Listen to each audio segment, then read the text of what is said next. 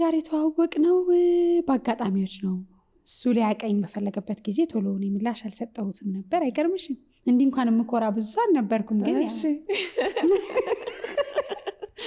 አንዳንድ ጠንቷል ለምትይ የራስሽ ሲሆን ግን ትንሽ ደግሞ ደጅ ታስጠኛለሽ።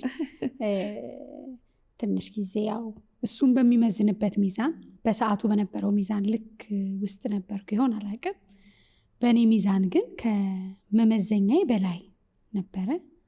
በጣም አስተዋይ፣ የእውነት ሰው ስለ ባለቤቱ ክፉ አያወራም። ግን የኔ እንኳን ለመናገር ብዙ ሰው እኔን ካየኝ በኋላ ባለቤትሽን ነው የሚለው። ምክንያቱም በእኔ ህይወት ውስጥ የእሱ ብርታት የታየ ትልቅ ሰው ነው እና በብዙ ከባድ ጊዜዎች ውስጥ አብሮኛለ።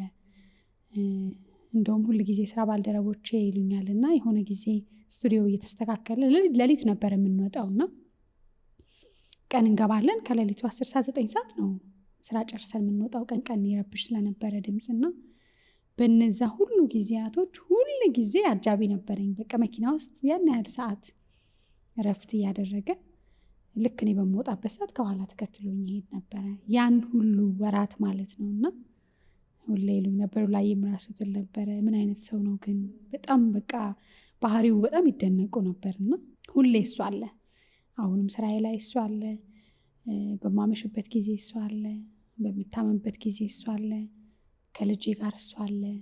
እና አንዳንዴ እኔ እንደውም በቃ ደክሞኝም ስራ በዝቶም ስተኛ ባለመሰልቸት ልጄን ጠዋት ትምህርት ቤት ወስዶ አምጥቶ በቃ ብዙ ነገር በቃ ለእኔ ህይወቴ ነው። እውነት ለመናገር እየቆምኩኝ ከአንዱ ደረጃ ከፍ እያልኩ መሄዴ ውስጥ ትልቁ ድጋፌ እሱ ነው፣ ብርታቴ ነው። እና በጣም አመሰግነዋለሁ። ብዙ ጊዜ ነጭናጫ ነኝ፣ እንደውም ስራ ስለሚበዛብኝ ምናምን በአግባቡ ቃላት አዋቂ ነኝ ግን ያው